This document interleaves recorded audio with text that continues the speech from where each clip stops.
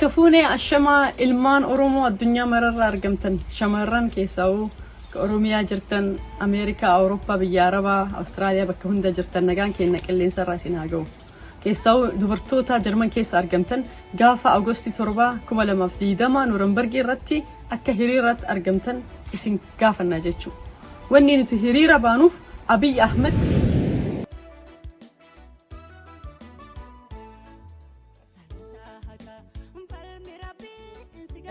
موتومان سرنا نفتنياتين ديمو أبي أحمد دوبرتي أورومورتي حالة سوكنيسا دان وان أجيتي غرانماتي هنتاني رتي غجيسا جرا إنس دوبرتين أورومودا غديدا ماجرتي دوبرتين أورومودا أجيفا ماجرتي دوبرتين أورومودا هيدا ماجرتي دوبرتين أورومودا تن ألفا أبا منا جلا فودمتي حالة هنتاني رتي راوتا جراني كاننا ميوني بيكا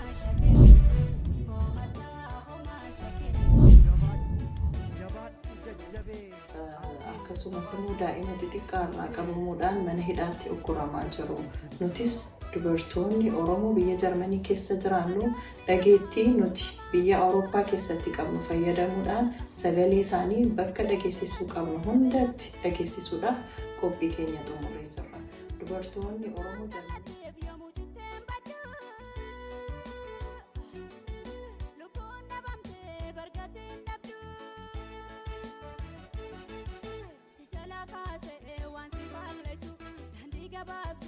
waan kana ta'eef nuti dubartiin Oromoodha kan Awurooppaa, Eeshiyaa, Ameerikaa keessa jirru of deebinee of gaafachuu qabna.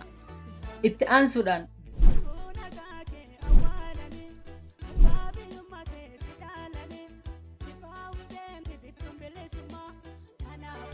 addunyaan akka argitu waan argan addunyaan hin seene ture.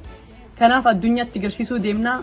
Achumaan ammoo aadaa keenya aadaa siinqee garsiisuu feena uffata aadaa uffadhaa koottaa gadda keessanis warri garsiifachuu barbaadan tiishartii magurraacha illee uffatanii dhufuu dandeettanii wanni karooramee tiishartii adii fi uffata aadaa uffatanii akka dhuftan akkasitti isin akeekachiisna jechuudha.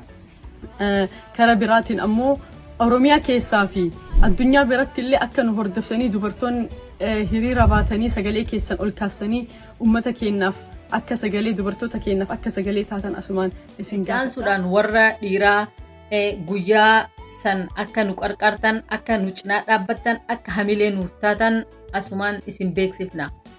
Gaafa san nuti dubartiin Oromoodha kan ilma qabdu ilma nurraa fuutanii akka nu qarqartan asumaan waamicha isinii goona.